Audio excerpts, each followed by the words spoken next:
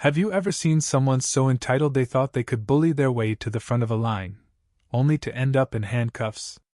Let me tell you about the day Lisa, the queen bee of Maple Grove Estates, turned a quiet Sunday brunch at Sunny Hills Bistro into a spectacle nobody in town will ever forget. It was a typical weekend at the bistro, the kind where the smell of fresh coffee and sizzling bacon fills the air, and every table is packed with families and friends. The place was humming, forks clinking, conversations buzzing, when suddenly, the whole restaurant went dead silent.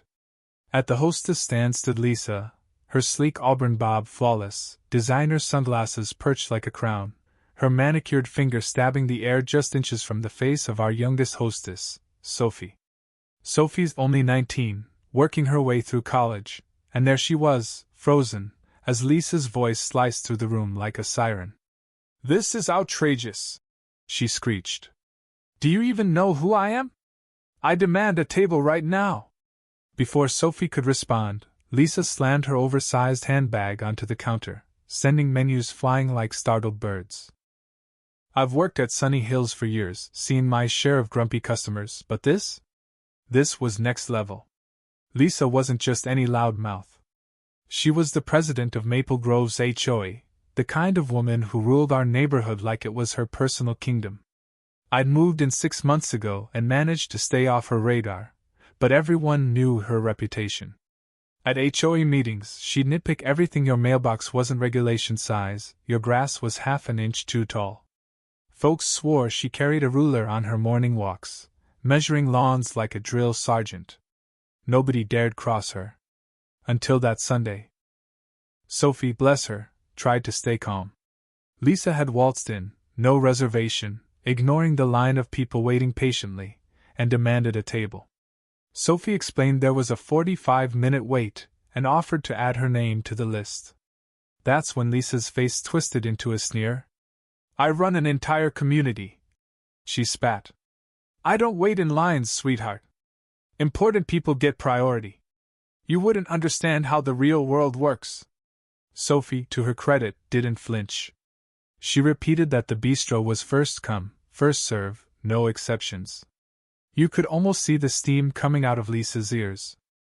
What happened next was like something out of a movie. Lisa started pacing in front of the hostess stand, her heels clicking furiously on the hardwood floor. She turned her wrath on the whole restaurant, her voice loud enough to rattle the chandeliers. "This place is a dump. Tacky decor, mediocre food," she announced, gesturing at the plates of perfectly good pancakes and omelets on nearby tables. "The reviews are obviously fake. I bet half of you are paid to eat here." A few customers exchanged looks, some chuckling at the absurdity, but most just stared, forks hovering midair. Then Lisa pulled out her phone and shoved it in Sophie's face, recording her like she was auditioning for a reality show. "What's your full name?" she demanded, her tone icy. "I'm documenting this discrimination for my lawyer. You'll be jobless by tomorrow." Sophie's eyes widened, but she held her ground, looking to our manager, Tom, for backup. Tom, who's dealt with every kind of customer meltdown you can imagine, stepped in, cool as a cucumber. "Ma'am, recording our staff without consent isn't allowed. You can wait like everyone else or try another spot if the wait's too long." Lisa wasn't Haviwaying it. "I want the owner," she barked, her face turning a shade of red that clashed with her lipstick. "Not some low-rent manager who doesn't get customer service." Tom didn't blink. "I'm the general manager, ma'am. I'm asking you to wait or leave. Your choice." Right then, Sophie called the Carter family to be seated. They'd been waiting 30 minutes with their 2 kids, patient as saints. When they stepped forward, Lisa lost it completely. She stormed back to the podium, shoveling past an elderly couple so hard they stumbled. Her hand slammed down on the reservation book with a crack that echoed like a gunshot. "How dare you!" she screamed, so close to Sophie's face you could see specks of spit flying. "You're seating them before me? I run the most prestigious neighborhood in this town. I find people for leaving their trash cans out. I decide if your house paints the right shade of beige. I am not some nobody waiting for scraps. By now, every diner had stopped eating, their phones out, recording the meltdown of the century. Lisa didn't care. She kept going, her voice shrill enough to crack glass. I have connections on the city council. I could shut this place down with one call. Then she grabbed the reservation list, while VYing it like a weapon. These people aren't more important than me, she hissed. None of them run a neighborhood. What she did next crossed every line. In a fit of rage, she swept her arm across the Hostess stand, knocking over a vase of fresh lilies and a small decorative fountain that's been a bistro staple for years.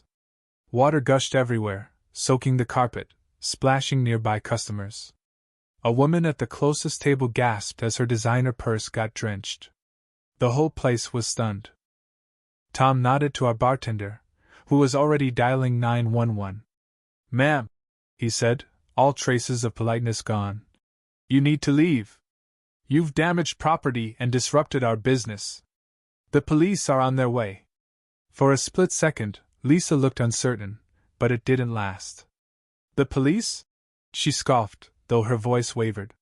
For what? Expecting decent service? This is harassment. She turned to the crowd, arms outstretched like she was addressing a jury. You're all witnesses. They're discriminating against me. Nobody bought it. Instead, customers started approaching Tom, offering their VY-deos of the incident. One regular, a guy who's in every Sunday, spoke up loud enough for Lisa to hear. I've got the whole thing on my phone, including when she trashed the fountain. Pretty clear who's harassing who.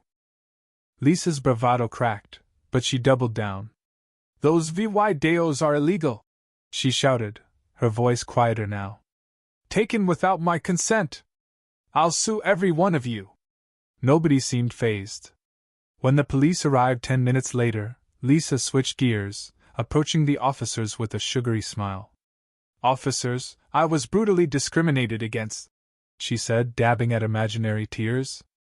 I just asked for a table, and they refused to serve me. I'm the VY Tim here.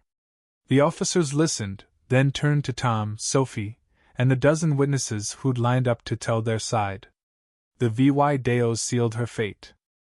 One officer re-VY'd the footage, his face hardening. Ma'am, he said, pulling out his handcuffs.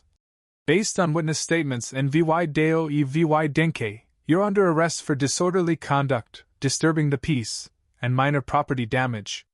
Lisa's jaw dropped. You can't be serious, she shrieked. Do you know who I am? I'm the president of Maple Grove Estates. I organize charity events. I run the neighborhood watch. But the officers weren't impressed. They cuffed her gently but firmly, leading her toward the door as she sputtered. This is about freedom, she yelled, trying to rally the crowd. Today it's me, tomorrow it's you. Her speech might have landed better if she wasn't being marched out in handcuffs. The second the door swung shut, the restaurant erupted in applause. Sophie, who'd held it together like a pro, finally let a few tears slip, not from fear, but relief. Tom gave her the rest of the day off, paid, and customers lined up to praise her. 2 weeks later, I went to my first HOA meeting, curious about the fallout. Lisa was nowhere to be seen. The VYC president explained she'd been fined due Law 1000, sentenced to 40 hours of community service VYC, and here's the kicker, booted from the HOA board in an emergency vote. As the meeting wrapped, I glanced across the street at Lisa's pristine house.